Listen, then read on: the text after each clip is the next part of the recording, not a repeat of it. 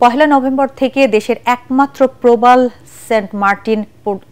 দ্বীপ Saint Martin পর্যটকদের ভ্রমণের জন্য খুলে দেওয়া হলেও চলছে না কোনো পর্যটনবাহী জাহাজ।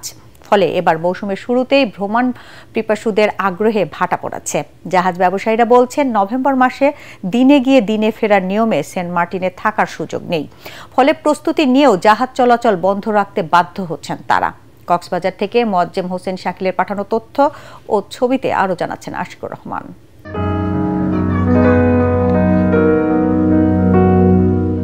নারিকেল জিঞ্জিরা বা সেন্ট মার্টিন বাংলাদেশের একমাত্র প্রবাল দ্বীপ। একসময় বছর জুড়েই পর্যটকদের পদচারণা থাকত এই দ্বীপে, কিন্তু বর্তমানে সেখানকার পরিবেশ সংকটাপন্ন হওয়ায় এখনও রয়েছে সীমিত বিধিনিষেধ।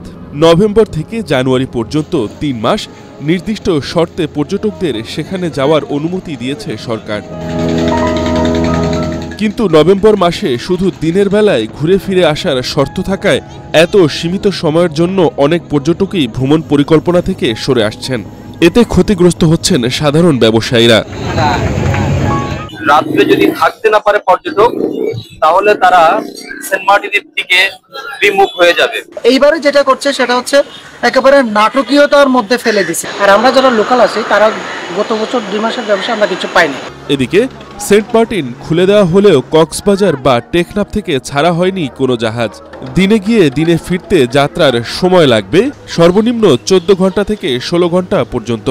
এমন নিয়মে ভ্রমণ করা সময় সাপেক্ষ ও ক্লান্তিকর। তাই প্রস্তুতি নিয়েও জাহাজ না চালানোর সিদ্ধান্ত নিয়েছেন মালিকপক্ষ। একদিকে যেমন পর্যটক সংকুচিত করে ফেলেছে যাওয়ার বিধিনিষেধ করে, পাশাপাশি আবার সময়টাও সংকুচিত করে ফেলছে। 5 মাসের জায়গায় নিয়ে আসছে 3 মাসে।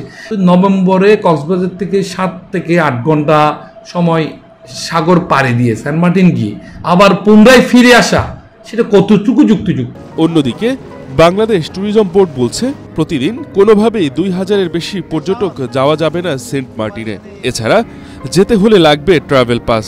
2000 ক্যারিং ক্যাপাসিটিটাকে মনিটর করার জন্য বাংলাদেশ ট্যুরিজম বোর্ড একটা ট্রাভেল পাসের জেনারেট করেছে, যেটা টিকেটের উপরে থাকবে এবং ওই ট্রাভেল পাস ব্যতীত কোনো টিকিট নিয়ে যাত্রীরা ভ্রমণ করতে পারবে না। এভাবে একের পর এক বিধিনিষেধ থাকলে সেন্ট মার্টিন বিমুখ হবে পর্যটকরা। Bureau report, ATN Bangla.